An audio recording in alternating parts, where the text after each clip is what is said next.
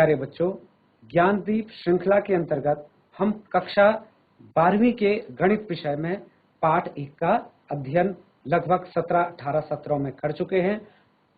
इस सेशन से हम आपके सेकंड चैप्टर पे आएंगे, जो कि पूरी तरह से चैप्टर 1 में आपने जो कुछ सीखा है, जो कि रिलेशंस एंड फंक्शंस के ऊपर आधारित था, उसी को आगे बढ़ाना है।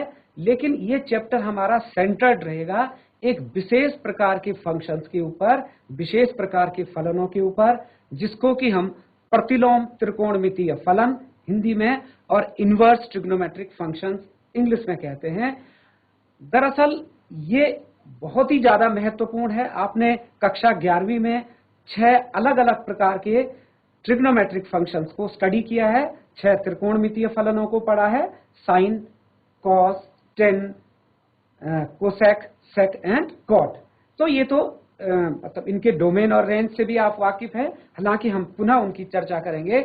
पर अब हम ये विचार करेंगे कि क्या सामान्य त्रिकोणमितीय फलनों के संगत हम प्रतिलोम त्रिकोणमितीय फलन यानी उनका इनवर्स डिफाइन कर सकते हैं कि नहीं कर सकते हैं। और बिल्कुल कर सकते हैं। उसके लिए हमको कुछ रेस्ट्रिक्शंस के साथ आगे बढ़ना होता है, और इनकी इसलिए बहुत ज्यादा आवश्यकता है कि आगे चलकर जब हम समाकलन पढ़ते हैं, इंटीग्रेशन पढ़ते हैं, तो बहुत सारे फंक्शंस के इंटीग्रल को डिफाइन करने के लिए हमको इनवर्स ट्रिग्नोमेट्रिक फंक्शन का सहारा लेना होता है।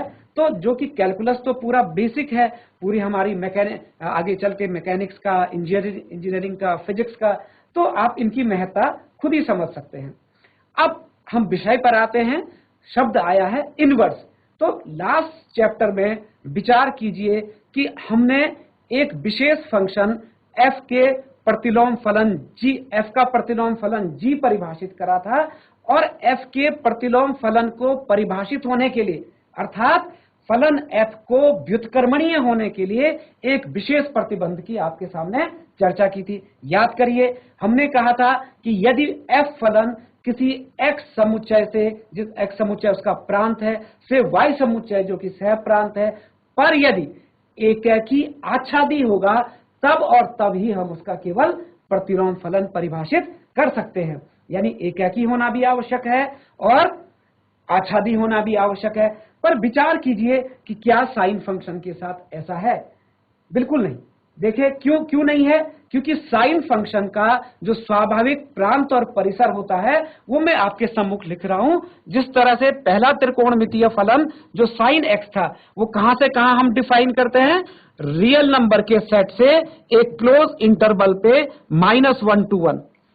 तो ये आपका जो सामान्य त्रिकोणमितीय फलन है साइन, उसका आर वास्तविक संख्याओं का समुच्चय प्रांत है, और जबकि -1 से लेकर +1 के बीच का क्लोज इंटरवल, समवृत्त अंतराल, उसका परिसर है।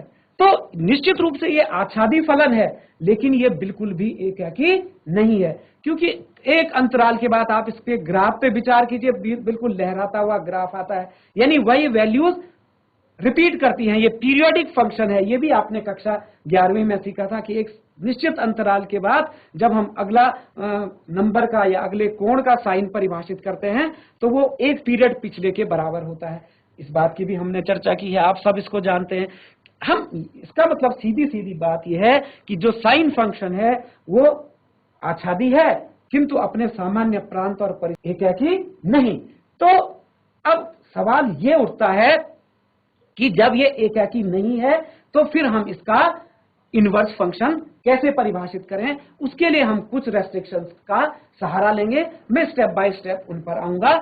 इसके बाद मैंने आपके सामने कहा था कि एक बार हम इनका क्विक रिकैप कर लेते हैं। ये साइन फंक्शन का डोमेन और ये उसका रेंज। इसी तरह से दूसरा महत्वपूर्ण फंक्शन कोसाइन फंक्शन, जिसको कॉस के रूप में हम लिखते हैं, इसका भी मतलब जो डोमेन सेट है, इसका प्रांत समुच्चय है R है, और जबकि इसका परिसर भी -1 to 1 का एक क्लोज इंटरवल आता है। इसी के साथ साथ मैं टेंजेंट फंक्शन, जिसको कि हम 10 के नाम से रिप्रेजेंट करते हैं, 10 का जो डोमेन होता है वो सभी के सभी वास्तविक संख्याओं पर परिभाषित नहीं होता। आपने देखा है कि 10 का मान जब हम कई संख्याओं का अर्थात कई कोणों का जब टेंजेंट लेते हैं, तो वो अनंत या नॉट डिफाइंड भी होता है कई बार।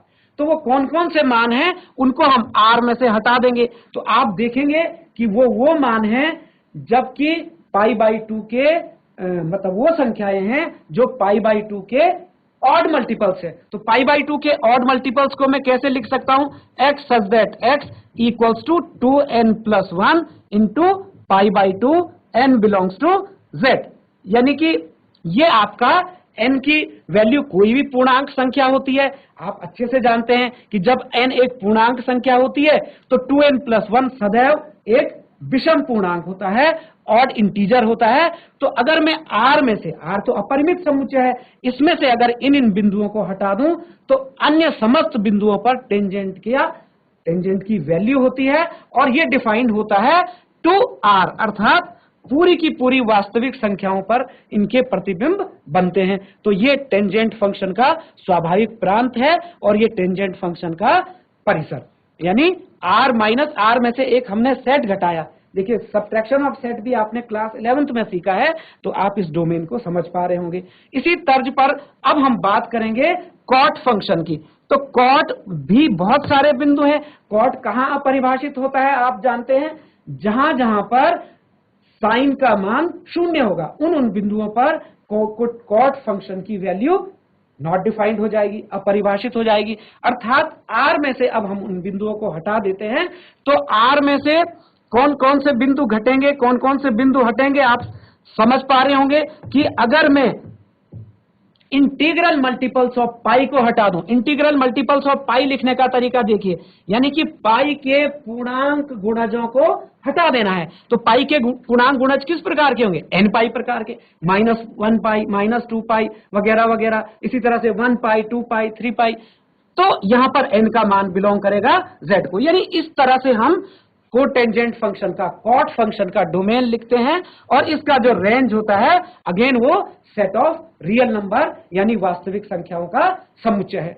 इसी तर्ज पर अब हम अगले फंक्शन की बात करें जो कि हमारा सीकेंट फंक्शन, यानी जिसको हम सेक के रूप में जानते हैं शॉर्टकट में। सेक के लिए आप सेक की कंपैरिजन कर सकते हैं कॉस फंक्शन से, क्योंकि ये कॉस का रेसिप्रोकल फंक्शन है।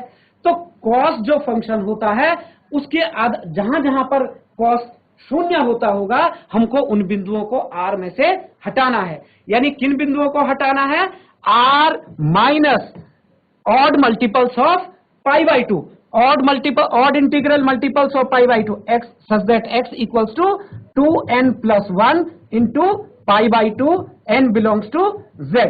तो ये कहां से कहां परिभाषित होगा, अगेन r में से हमको एक ओपन इंटरवल हटाना होता है। यानी कि जो सेक फंक्शन होता है उसका मान कभी भी -1 और +1 के ओपन इंटरवल के बीच लाई नहीं करता। तो r -1 to 1, यानी दाएं तरफ भी, यानी जो परिसर समुच्चय है, सहप्रांत वाला समुच्चय है, उसमें से मैंने r में से एक ओपन इंटरवल को हटा दिया है क्योंकि वहां सेक की वैल्यू लाई नहीं करती। तो ये सामान्य रूप से सेक फंक्शन का डोमेन और ये सामान्य रूप से सेक फंक्शन का रेंज। इसी तरह से बात करते हैं हम वो सेक फंक्शन की जो कि साइन फंक्शन का रेसिप्रोकल होता है। तो आप इस बात को भी बखूबी कह सकते हैं कि साइन फंक्शन की वैल्यू जहां जहां 0 होती होगी वहां हमारा कोसेक फंक्शन डिफाइन नहीं होगा। यानी कि मैं r में से, वास्तविक संख्याओं के समुच्चय में से किनको मुझे घटाना पड़ेगा, वास्तविक संख्याओं के समुच्चय में से x such that x equals to n pi, n belongs to z। जहां जहां साइन फंक्शन की वैल्यू 0 होती है वो r में से हटा दिया। इस तरह से आप इसको याद करते हैं तो ये आपका बन गया डोमेन इसका। और इसका रेंज भी बिल्कुल वही होता है जो कि हमारा सेक फंक्शन का है। यानी रियल सेट में से हम घटाते हैं एक ओपन इंटरवल -1 to 1। देखो बच्चों, ये यहां पर दो एलिमेंट्स नहीं घट रहे, इन दो वास्तविक संख्याओं के बीच की अनंत संख्याओं का समुच्चय r में से घट रहा है। ये ध्यान दीजिए आप, r minus open interval -1 to 1, r minus open interval -1 to 1, दोनों का। अब इस तरह से आप इनको याद करते हैं, मैंने आपको मेथोडोलॉजी बता दी कैसे आप साइन, कॉस, टेन, कॉट, सेक और कोसेक फंक्शन का डोमेन और रेंज याद करेंगे। अब हम बात करेंगे कि और कौन सा प्रतिबंध था भाई एक फंक्शन के लिए प्रतिलोम फलन उसका परिभाषित हो। तो हमने कहा f का प्रतिलोम g है। तो कब होता है f का प्रतिलोम g? एक दूसरा प्रतिबंध भी हमने सीखा था कि जब FOG बराबर GOF बराबर I के बराबर हो। जब इस तरह की कंडीशन आपके पास आए, f और g का कंपोजिशन तत्समक फलन बना दे, तो भी वो f का प्रतिलोम फलन g होता है। लेकिन जो सामान्य धारणा है ये भी तो उसी से निकल के आया है ना कि एक फंक्शन f तभी और तभी व्युत्क्रमणीय होगा, तभी तभी इन्वर्टिबल होगा जबकि वो एकाकी आच्छादी नहीं है। तो जो भी मैंने यहाँ पर 6 के 6 त्रिकोणमितीय फलन ट्रिग्नोमेट्रिक फंक्शंस लिखे हैं, इनमें से एक भी अपने स्वाभाविक प्रांत और परिसर में एकाकी नहीं है। तो हम क्या करें कि हम इनके इनवर्स ट्रिग्नोमेट्रिक फंक्शन को डिफाइन करने में सक्षम हो सकें। तो इसके लिए मैं सबसे पहले आपके सम्मुख डिस्कस करना चाहूंगा साइन फंक्शन के इनवर्स फंक्शन को। इनवर्स फंक्शन को कई बार आर्क साइन फंक्शन से भी परिभाषित करते हैं या साइन इनवर्स। अब कई बार इनवर्स का ये कंफ्यूजन आप ये भी नहीं रखेंगे कि इनवर्स का मतलब -1 डिग्री है, बिल्कुल नहीं, वो केवल एक प्रतीक है। तो साइन के इनवर्स फंक्शन को डिफाइन करने के लिए हम इस संकेत का प्रयोग करेंगे, राइट। तो इसको आर्क साइन फंक्शन भी कहते हैं, आर्क साइन फंक्शन, यानी हिंदी में क्या बोलेंगे, साइन फंक्शन का प्रतिलोम फलन, साइन का प्रतिलोम फलन या आर्क साइन फंक्शन। तो ये किस तरह से होगा? अब इसके लिए देखिए, हमने जो इसका जो प्यारे बच्चों जो इसका डोमेन था, इसके छोटे छोटे टुकड़े कर देने हैं। इसके डोमेन का एक टुकड़ा मैंने यहां से करा, देखिए कैसे, आर था पूरा का पूरा, एक मिड में ले लिया। इसका मिड में मतलब पाई के अंतराल पे -π/2 टू +π/2 का एक इंटरवल ले लिया मैंने, और इसको इसी तरह से इस बाएं तरफ भी और दाएं तरफ भी यूनियन करते चला गया। यूनियन में आप जानते हैं कि अगर ये वैल्यू रिपीट भी होगी तो 2 बार नहीं आएगी। तो नेक्स्ट जो इसमें एलिमेंट आएगा वो कहां से कहां होगा, लेफ्ट साइड में -π/2 और यहां -3π/2, आप समझ पा रहे होंगे। उसके बाद -3π/2 टू इस तरह से ये चलता चला जाएगा, यानी आर सेट को एक तरह से मैंने स्प्लिट कर दिया, ये इस तरह के छोटे छोटे इंटरवल बना दिए। यहां का अगला इंटरवल क्या होगा, π/2 टू 3π/2। इसी तरह से अगला इंटरवल क्या होगा, यूनियन 3π/2 टू, उसमें आप ऐड कर दीजिए पाई, तो 3π/2 टू 5π/2। तो पाई के अंतराल में देखो 0 से ऋण π/2 इधर और धन π/2 इधर, तो कुल मिला के कितना अंतराल है, पाई का। तो इसमें से आप पाई जोड़ते चले जाइए। तो ऐसे आप वास्तविक संख्याओं के समुच्चय को इस प्रकार अनंत छोटे छोटे अंतरालों में तोड़ देते हैं, और सभी अंतराल कहीं ना कहीं सिमिलर हैं, π/2 -π/2 π/2, यानी हर जगह इंटरवल की लेंथ कितनी बड़ी है, पाई।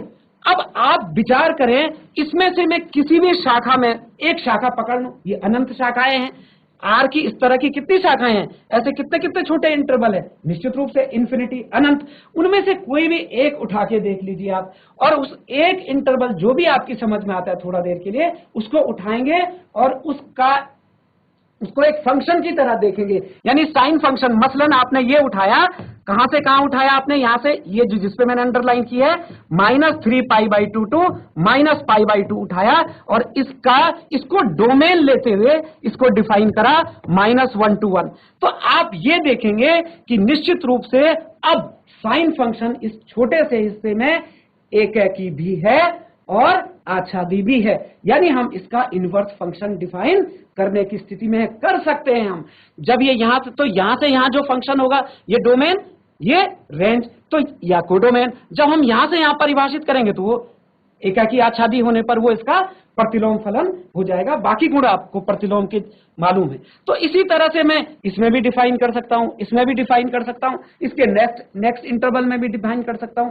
पर अब समस्या ये है कि हर व्यक्ति अगर अपनी इच्छा से साइन फंक्शन के इनवर्स फंक्शन को डिफाइन करने के लिए इनमें से कोई भी टुकड़ा उठा ले, तो फिर एक रूपता नहीं रहेगी। कैसे हम इन चीजों को आगे बढ़ाते चलेंगे?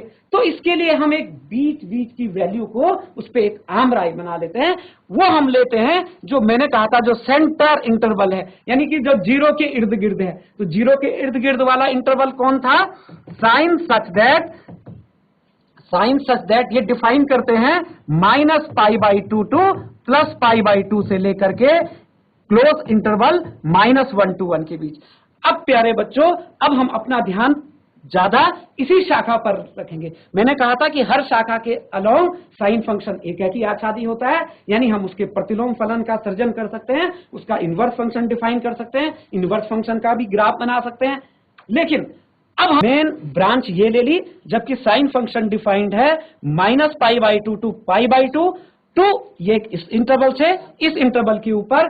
तो अब साइन इनवर्स को हम, मैंने कहा था हर शाखा के संगत परिभाषित कर सकते हैं, तो यहां भी डिफाइन कर सकते हैं -1 to 1 to close interval -π/2 to +π/2। अब देखिए साइन इनवर्स के लिए ये आपका डोमेन हो गया और ये आपका रेंज हो गया। ये जो शाखा हमको इस अंतराल में मिली साइन इनवर्स फंक्शन की, वो कहलाती है मुख्य मान शाखा, मेन वैल्यू ब्रांच या मेन ब्रांच कह सकते हैं आपको। यानी जब हम उसका ग्राफ देखेंगे तो उसको हम साइन फंक्शन के संगत साइन इनवर्स फंक्शन की प्रिंसिपल वैल्यू ब्रांच या मुख्य मान शाखा हम इसको कहेंगे। तो प्यारे बच्चों, मैं इसके ग्राफ पर आना चाहूंगा कि किस तरह से हम आर्क साइन फंक्शन को यानी साइन इनवर्स फंक्शन के ग्राफ की आपके सामने बात करेंगे। और इस ग्राफ के अंदर काफी सारी इंटरेस्टिंग चीजें और हमको देखने को मिलती हैं। वो क्या क्या चीजें हैं, अब हम इस बिंदु पर सहमत हैं कि साइन इनवर्स फंक्शन हम डिफाइन करने जा रहे हैं -1 to +1 के क्लोज इंटरवल से लेकर क्लोज इंटरवल -π/2 टू +π/2 के ऊपर। तो साइन फंक्शन के ग्राफ से आप सब लोग वाकिफ हैं, बड़ा सरल सा ग्राफ होता है इसका। इस तरह से साइन वेव आपने फिजिक्स में भी पढ़ी होगी, है ना। तो इस तरह से हमारे पास एक ग्राफ मिल जाता है। अगर आप इसको थोड़ा सा ठीक से बनाएंगे तो उसमें आपको ज्यादा मेहनत करनी पड़ेगी। इसके लिए मैं आपको कुछ स्क्रीन दिखाऊंगा इसके, ताकि आप इसको अच्छे से समझ जाएं। पर एक रफ स्केच मैंने इसका यहां पर बनाया है। ये y डैश एक्सेस हो गया, x डैश एक्सेस हो गया, ये ओरिजिन आपका आ गया, 0 आपका आ गया। और यहां से आप जानते हैं 0 साइन 0 0 होता है, फिर पाई पे 0 होता है, फिर 2 पाई पे 0 होता है, फिर 3 पाई पे 0 होता है। इसी तरह से -π पे 0 होता है साइन, इसी तरह से यहाँ पर -2 पाई पे 0 होगा, वगैरह वगैरह। और मैक्सिमम वैल्यू +1 होती है और मिनिमम वैल्यू -1 होती है। +1 to -1, ये +1 वैल्यू है और ये -1 वैल्यू है। कहां पर होती है? π/2 पे। ये क्या हो गया? -π/2। ये क्या हो गया? ये वाली वैल्यू 3π/2, उसके बाद 2 पाई, उसके बाद 5π/2। इसी तरह से ये -π/2, ये वाला बिंदु -π, और ये वाला बिंदु जहां पर ये +1 हो रहा है -3π/2। तो मैंने आपसे कहा था कि साइन फंक्शन के किस वाले हिस्से को अभी हम खासकर ऑब्जर्व कर रहे हैं, जबकि हम साइन इनवर्स फंक्शन डिफाइन कर रहे हैं, हम इस हिस्से की बात करेंगे। तो इसके संगत मुझे, इस वाले हिस्से के संगत मुझे साइन इनवर्स फंक्शन की मेन ब्रांच को प्राप्त करना है। तो बच्चों, किस तरह से हम साइन इनवर्स फंक्शन को प्राप्त करें, इसके लिए हम क्या करते हैं, पुनः कोऑर्डिनेट एक्सिस को प्लॉट कर लेते हैं। हमको डोमेन को हमेशा एक्स एक्सिस पे प्लॉट करना है अपने कन्वेंशन के हिसाब से, और परिसर को यानी कोडोमेन सेट को वाई एक्सिस के अलोंग। तो देखिए यहां पर मैं 2 वैल्यूज लिख लेता हूं। एक जब अभी तो ये आपका डोमेन हो गया, तो ये -1 और ये +1। तो इसके बीच किस तरह से ये वैल्यू वेरी करेगी, तो आप पाएंगे बच्चों कि ये इस तरह से हमारा इसका ब्रांचेस आगे बढ़ती है। आगे मैंने कहा मैं आपको इसके फेयर स्केचेस भी दिखाऊंगा। तो इस तरह से चली जाती है। अब मैंने कहां से कहां ये प्लॉट किया है, यहां पर मैंने वैल्यू ली है -π/2 और यहां पर मैंने वैल्यू ली है +π/2। यानी इस ब्रांच में मैं आपका ध्यान केंद्रित करना चाहूंगा। ये वाली जो ब्रांच है, इसको मैं दूसरे कलर से जरा ओवरराइट कर देता हूं, इसका आप जरूर अभ्यास करें। अब आप इस पे ध्यान दे पा रहे होंगे। तो ये जो ब्रांच है, ये साइन इनवर्स फंक्शन की मेन वैल्यू ब्रांच या प्रिंसिपल वैल्यू ब्रांच बनती है। आप इसी तरह से आगे आगे के हिस्सों पे, अब आपने जैसे इसके बगल वाले हिस्से में प्लॉट किया तो एक ब्रांच आपको यहां मिल जाएगी, इसके निचले वाले दूसरे अंतराल में प्लॉट किया तो एक वैल्यू आपको इस तरह से मिल जाएगी। और उन सभी छोटे छोटे टुकड़ों को, मतलब प्रत्येक इंटरवल में साइन फंक्शन के डोमेन को जो मैंने अलग अलग इंटरवल में तोड़ा था, प्रत्येक इंटरवल में मैं यदि उसको डिफाइन करूंगा और उसके ग्राफ प्लॉट करता चला जाऊंगा और उन टुकड़ों को इस तरह से चिपकाता चला जाऊंगा, तो आपको साइन इनवर्स फंक्शन का भी एक स्मूथ ग्राफ उसी तर्ज पर मिलेगा जिस तरह से हमारे पास साइन फंक्शन का कर्व था। तो अब ये इस कर्व की एक और खास बात है, इसके लिए मैं आपको स्क्रीन पर स्मार्ट बोर्ड पर ले चलता हूं। देखिए, ये आपके पास साइन फंक्शन का कर्व आपके सामने है स्क्रीन पर। मैं आपको पॉइंट लगा के बता रहा हूं, इसको आप देख पा रहे होंगे। ये वाला जो कर्व है, ये बड़े सफाई से और बड़े मेहनत से साइन फंक्शन का कर्व ड्रॉ किया गया है। और ये आपके सामने ये जो नेक्स्ट कर्व है आपकी स्क्रीन पे आप देख पा रहे हैं, ये वाला कर्व हमने साइन इनवर्स का डिफाइन करा है। और इसकी मुख्य मान शाखा कौन सी हो गई? ये वाली ब्रांच जिसको बोल्ड करके दिखाया। आप पॉइंटर पे ध्यान दीजिए, -π/2 से लेकर +π/2 के बीच। और ऐसे ही अगले इंटरवल में इसको खींचा गया होगा π/2 से 3π/2, तो ये ब्रांच आपको प्राप्त हुई। इसी तरह से 3π/2 to 5π/2 ये ब्रांच प्राप्त हुई। और ऐसे अन्य ब्रांचें, ऐसी नीचे की दिशा में -π/2 to -3π/2 ये दूसरी ब्रांच, और इस तरह से ये तीसरी ब्रांच, और इन सभी को हमने मिला लिया है। तो आप समझ पा रहे हैं कि एक स्मूथ साइन इनवर्स का कर्व हमको प्राप्त हो गया है। और साइन इनवर्स के कर्व की क्या खासियत होती है वो मैं आपको थोड़ा सा एक नेक्स्ट ग्राफ में समझाना चाहूंगा। इसको आप स्क्रीन पे देखिए अपने।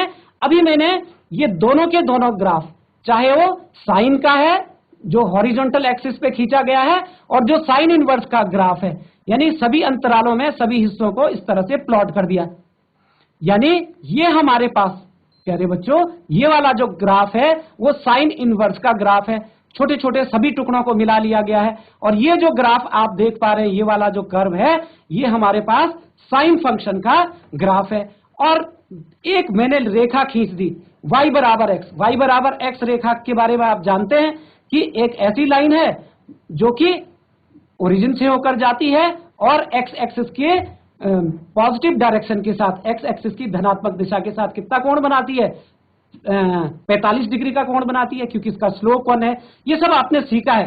तो ये जो लाइन है, ये बड़ी आदर्श स्थिति हमको यहां पर समझने को देती है कि जो साइन फंक्शन और साइन इनवर्स फंक्शन है, वो ऐसा मालूम पड़ता है कि इस लाइन के अलोंग, यानी ये जो ये रेखा है आपकी y बराबर x, इसके परितः इसके दोनों वक्र परस्पर एक दूसरे के दर्पण प्रतिबिंब यानी मिरर इमेजेस नजर आते हैं। ये बड़ी इंटरेस्टिंग प्रॉपर्टी है। तो मैं उम्मीद करूंगा कि इस डिस्कशन में हम इस स्तर पे पहुंच गए हैं, इस बात को समझने में सक्षम हो गए हैं कि हमारे पास यदि साइन फंक्शन दिया गया है जो कि अपने स्वाभाविक प्रांत में एकाकी नहीं था, किंतु हमको उसका इनवर्स डिफाइन करना था, तो हमने उसके छोटे छोटे टुकड़े करे और हर अंतराल में हमने देखा कि उसका हम प्रतिलोम फलन डिफाइन कर सकते हैं। तो साइन, जब भी आपके बाद हमारा साइन इनवर्स से मतलब होगा, तो हम कहेंगे कि साइन इनवर्स फंक्शन का जो डोमेन है, वो हमारा जो कंसर्न होगा वो -1 से लेकर +1 के बीच के वास्तविक संख्याओं का समृद्ध अंतराल है। और जबकि उसका जो कोडोमेन है या उसका जो रेंज है या उसकी मेन वैल्यू ब्रांच जो है वो -π/2 से लेकर +π/2 के बीच है। और इस पर कुछ और चीजें और नेक्स्ट फंक्शन के बारे में नेक्स्ट सेशन में हम डिस्कस करते हैं। मैं उम्मीद करूंगा कि इन कर्व को आप ट्रेस करेंगे और जो 6 ट्रिग्नोमेट्रिक फंक्शन थे उनके डोमेन को कॉपी पे लिखेंगे, उनको लर्न करेंगे, याद करेंगे, समझेंगे, और खास करके साइन इनवर्स फंक्शन की पूरी जो इसकी मतलब सारा इसकी थ्योरी है उस पर विचार करेंगे। बहुत ही महत्वपूर्ण है। तो मिलते हैं नेक्स्ट सेशन में। Thank you.